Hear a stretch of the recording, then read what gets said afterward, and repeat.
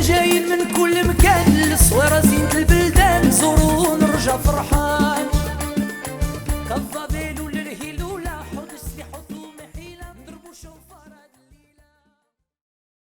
Pirshut Moray Verabotai, avec la permission d'Hachem, quand je vous protège, je vous donne la santé et la joie. Et il faut savoir que cette semaine, et c'est une semaine très spéciale, c'est une semaine que, dans la Torah, c'est la semaine où le père, il fait la bracha, la bénédiction à ses enfants. Eh oui, c'est la semaine que Yaakov Avinu, il a demandé à Yosef, apporte-moi tes enfants, je vais les bénir. Et Yosef Hatzadik lui a apporté Ménaché et Ephraïm, et il les a bénis. Il a dit à Yosef Hatzadik, à partir de maintenant, dans chaque maison de famille juive, lorsqu'ils vont bénir la veille de Shabbat leurs enfants, ils vont les bénir que leurs enfants ils seront comme Ménaché et Ephraïm. C'est bizarre, hein? Parce que Ménaché et Ephraïm, ils sont les enfants de Yosef Hatzadik. Or, qu'est-ce qu'il y a de spécial chez les enfants de Yosef Hatzadik plus que tous les enfants? Vous savez, moi aussi j'ai des enfants, mon frère aussi il a des enfants. Et pourquoi Yaakov Avinu, il a choisi que des 12 enfants qu'il a, il a choisi que lorsqu'une famille veut bénir ses enfants, il va les bénir qui seront comme les enfants de Yosef. Qu'est-ce qu'il y a de spécial chez les enfants de Yosef que moi, David Pinto, je vais bénir mes enfants le vendredi soir qui seront comme Ménaché et Ephraïm. Qu'est-ce qu'il y a de spécial chez Ménaché et Ephraïm? Mes amis, il faut savoir que on connaît tous l'histoire de Yosef et ses frères.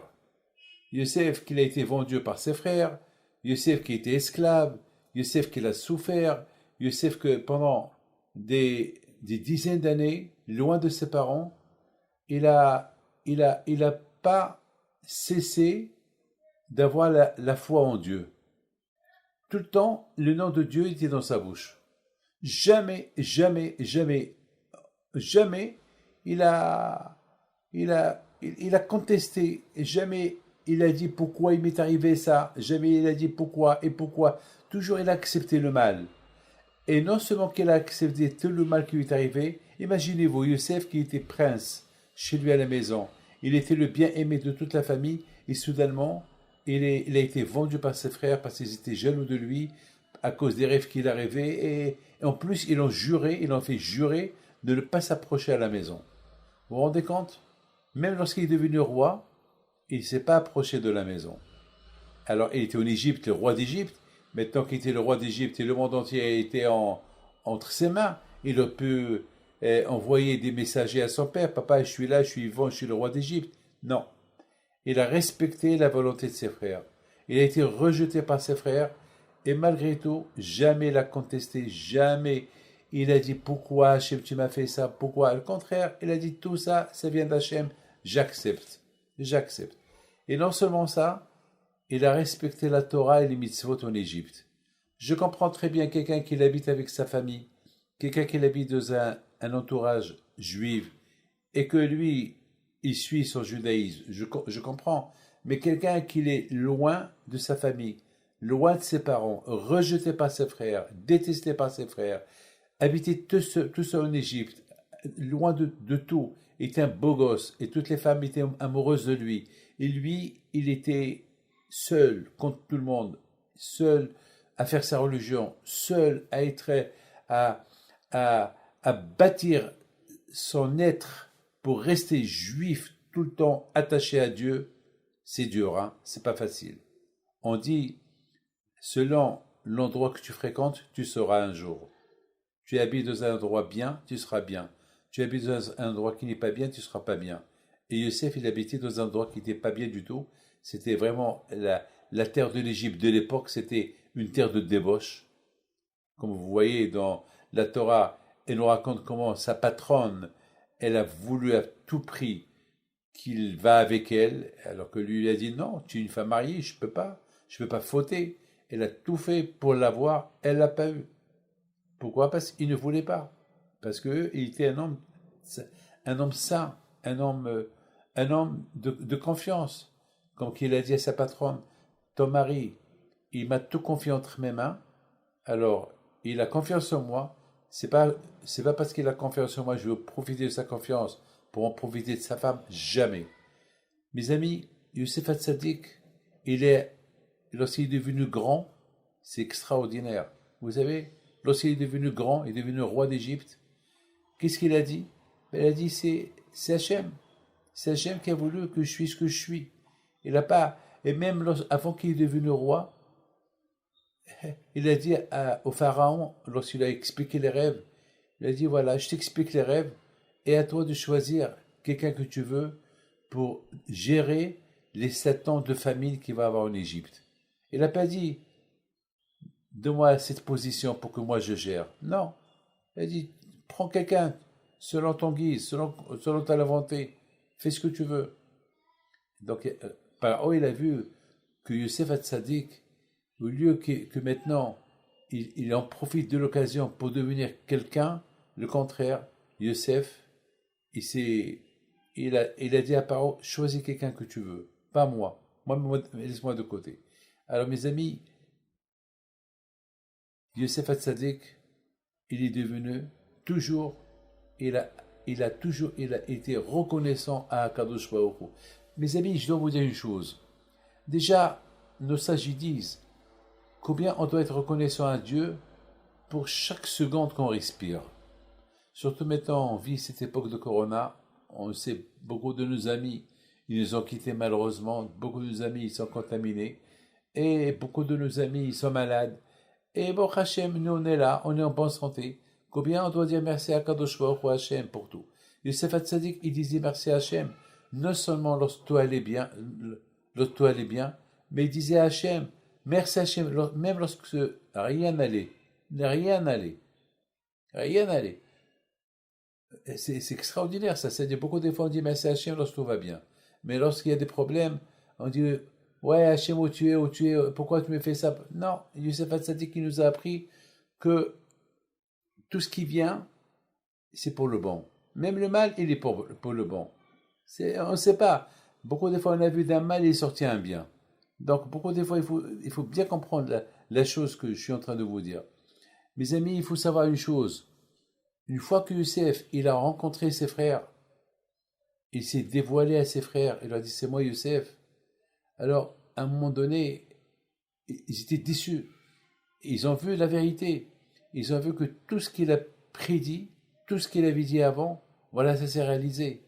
Nos sages disent qu'ils avaient honte de lui. Ils avaient tellement honte. Ils ne savaient pas où se mettre. Alors tout de suite, Youssef il leur a dit, hey, mes frères, c'est moi Youssef que vous m'avez vendu.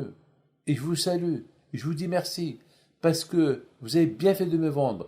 Parce que si vous ne m'aurez pas vendu, alors aujourd'hui avec la famine, qu'est-ce que vous allez manger? Donc finalement, c'est Hachem qui a voulu que je rêve des rêves comme ça, qui ne vous ont pas plu, pour que vous me détestez, pour que vous me vendez, esclave, que je ne retourne plus à la maison. Pourquoi? Parce qu'Hachem, il avait un programme. C'est quoi le programme? Il savait Hachem qu'un jour, il va aller avoir la famine, il fallait quelqu'un qui gère. Donc merci mes frères, que vous m'avez vendu, et que aujourd'hui, voilà, vous m'avez trouvé, et que vous avez besoin de moi, et moi aussi maintenant, puisque c'était tout ce qui s'est passé uniquement pour le bien humanitaire, pour le bien du monde, maintenant que tout est bien, maintenant on peut faire la paix. C'est comme ça un des grands rabbanim, un des grands tzaddim l'explique. C'est-à-dire que Youssef Hatzadik, il n'aura pas reproché au moment qu'il s'est rencontré avec eux après plusieurs années. C'était pas le moment pour lui maintenant de leur rappeler tout le mal qu'ils lui ont fait. Il leur a dit non, vous m'avez fait aucun mal, contraire, tout ce que vous avez fait, vous l'avez fait pour le bien. Il leur a dit Ani Youssef. C'est quoi Ani Youssef? C'est-à-dire, c'est moi Youssef. Moi, je suis toujours le même Youssef que vous avez connu. Je suis toujours gentil, je suis toujours croyant. Mes enfants, ils sont dans la Torah. Les enfants, ils sont religieux, même qu'ils sont princes d'Égypte. Je leur ai donné tout ce que j'ai acquis chez mon père, toute la religion que j'ai acquis chez mes parents, l'aïmouna, la foi en Dieu que j'ai acquis chez mes parents, je l'ai transmis à mes enfants. Mes amis, il faut savoir, c'est ça la raison pourquoi les parents, ils font la bracha aux enfants. J'ai expliqué, j'ai dit, la raison pourquoi les parents, ils bénissent les enfants, c'est pour leur transmettre la bénédiction, le judaïsme, l'aïmouna, la foi. C'est ça, la transmission. Et justement, Yaakov Avinu, il a voulu justement bénir. Et il veut que chaque famille juive, ils bénisse leur enfant et dire à leur enfant, soyez comme Ménaché Ephraïm. Pourquoi soyez comme Ménaché Ephraïm? Qui dit soyez comme Ménaché Ephraïm? Ça veut dire soyez comme Yosef. Parce qu'il n'a pas voulu dire soyez comme Yosef. Lorsque vous bénissez vos enfants, dites-leur soyez comme Yosef. Il avait peur, Yaakov, que les frères ils vont être un peu jaloux lorsqu'il va leur dire soyez comme votre frère Yosef. Mais il a dit ses enfants. Parce que ses enfants, ils ont grandi en Égypte. Ces enfants, ils n'ont pas grandi avec la famille. Et malgré tout, ils ont grandi dans la religion, dans la Torah, dans la bonté, dans être juste, être bon, être simple, être avec un bon cœur. C'est pas facile, hein? Qu'est-ce qu'on souhaite à nos enfants? Qu'est-ce que votre papa il souhaite pour vous, les enfants? Ben, il souhaite que vous soyez bien dans votre peau, que vous soyez en bonne santé, que vous soyez dans la religion, vous soyez croyants comme lui. Qu'est-ce que votre papa il veut? C'est quoi? Qu'est-ce qu'il peut souhaiter dans sa vie? Eh bien, qu'avec l'aide de Dieu, que vous soyez toujours dans le judaïsme, toujours attaché à Dieu. C'est ça. Eh bien, c'est ce que Yaakov, c'est ça la paracha de cette semaine. C'est ça l'histoire qu'on va lire ce samedi dans la Torah. On va lire ce samedi dans la Torah que chaque papa qui bénit ses enfants, il va les bénir qu'ils soient comme les enfants de Yosef Hatzadik, dans la Torah, dans la religion, que toujours le nom de Dieu il soit dans leur bouche. Vous savez, toujours lorsque Hachem il parle, il dit Ani Hachem, c'est moi Hachem. C'est quoi? Pourquoi la Torah, beaucoup de fois la Torah il dit c'est moi Hachem? Pourquoi on sait que Hachem c'est Hachem? Pourquoi est-ce qu'Hachem il a besoin de. Par exemple, la Torah il dit respecte ton père et ta mère, c'est moi Hachem. Pourquoi la Torah il dit respecte ton père et ta mère, c'est moi Hachem? Eh bien, la réponse elle est simple. C'est-à-dire, respecte ton père et ta mère, mais il ne faut pas m'oublier. Moi, je suis Hachem. Parce que n'oubliez pas que c'est moi qui ai créé ton père et ta mère. C'est-à-dire, beaucoup de fois, pour arriver à respecter Dieu, il faut déjà arriver au respect des parents. Et c'est la raison pourquoi les parents, ils ont l'obligation de prier, faire des bénédictions à leurs enfants pour leur transmettre le judaïsme, leur transmettre l'aïmouna, la foi. Je voudrais, mes amis, vous raconter une histoire que j'ai vécue cette semaine. Une histoire vraiment spectaculaire, une très, très belle histoire. Vous savez, moi, je vis toujours avec des histoires. Je vis toujours avec des histoires. Mais vous allez écouter cette belle histoire que je vais raconter. Il y a lundi, il y a quelqu'un qui m'appelle de la communauté, ici à Anana. Il m'appelle parce que sa belle-sœur, elle a le corona, grave, et ses poumons sont pleins d'eau, et vraiment était entre la vie et la mort. Très, très malade. Et il m'appelle avec sa femme. Elle pleurait. Et à tel point qu'elle a dit, Rabbi David, je ne veux pas voir ma sœur mourir. Je suis prêt à faire n'importe quoi. Ce que vous me demandez, je le fais. Vous savez, je lui dis, bon, je vais faire la bracha, je ne sais pas quoi vous demander, je ne sais pas c'est quoi, qu'est-ce que je peux vous demander. Et tout ce que je vous demande, c'est renforce-toi dans la Torah, renforce-toi dans la religion, renforce-toi dans le Shabbat, renforce-toi dans la religion juive, et c'est tout, hein. Et avec l'aide de Dieu, que le bon Dieu, il envoie à ta soeur une bonne santé. Mais dit non, Rabbi David, je ne veux pas qu'on l'opère. Je ne veux pas qu'on lui touche les poumons parce qu'ils vont l'opérer demain parce qu'ils pensent que les poumons, c'est fini. Peut-être ils vont lui faire d'autres poumons, mais c'est impossible parce qu'aujourd'hui il n'y a pas de poumons. C'est pas une boucherie où on peut acheter des poumons des vaches. Alors là, c'est vraiment, il n'y a pas de poumons. Ça veut dire que Elle me dit, ma sœur, elle pleurait. Vous savez, lorsqu'on entend quelqu'un pleurer, on a de la peine. Alors vraiment, la bénédiction, elle est sortie du cœur. C'est pas tout le temps que les bénédictions, ils sont acceptés comme ça. Mais la bénédiction, elle est sortie du cœur, vraiment du cœur. Bon, pour moi, l'histoire, elle se termine là. Et voilà, avant-hier soir, je reçois, encore cette fois, elle m'appelle, dès que j'ai vu son nom, j'ai cru qu'elle va m'annoncer que, ça y est, sa sœur, elle est décédée. Elle m'appelle, me dit, Rabbi David, merci Hachem, qu'est-ce qu'il y a? Eh ben, avant de l'opérer, ils ont fait tous les examens, le RM et tout ça. Ils n'ont rien trouvé. Pas une goutte d'eau dans les poumons. Rien du tout. Alors que sa sœur, elle a préparé un testament.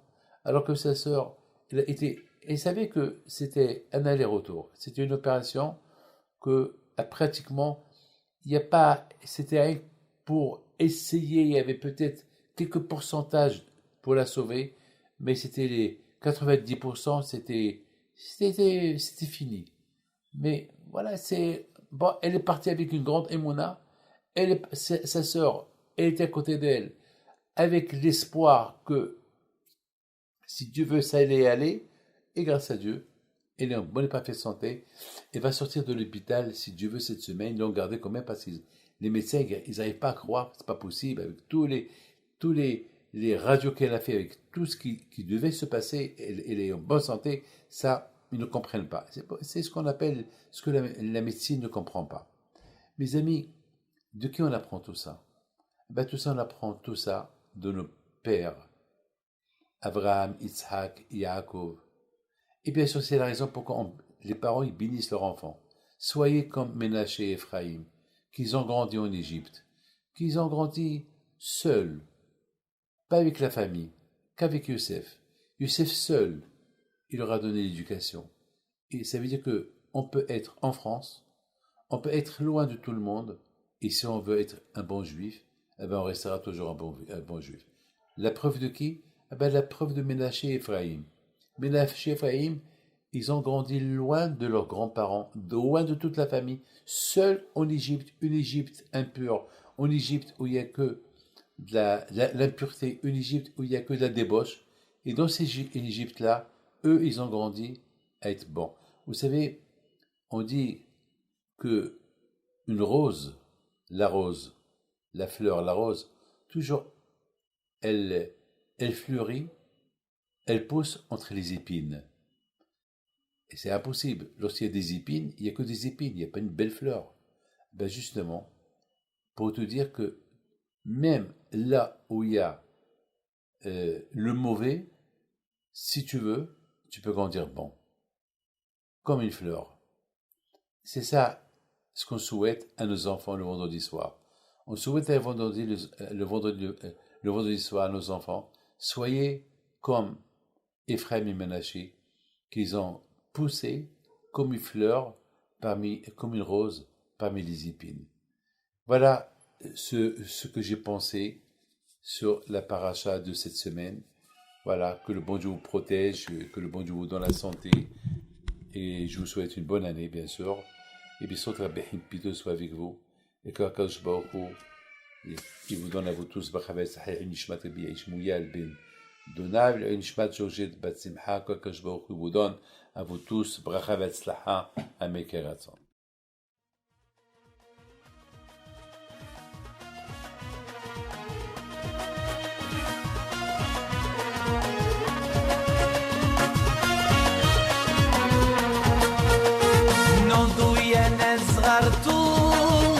على ربيع حيم بنتو وقف لنا زي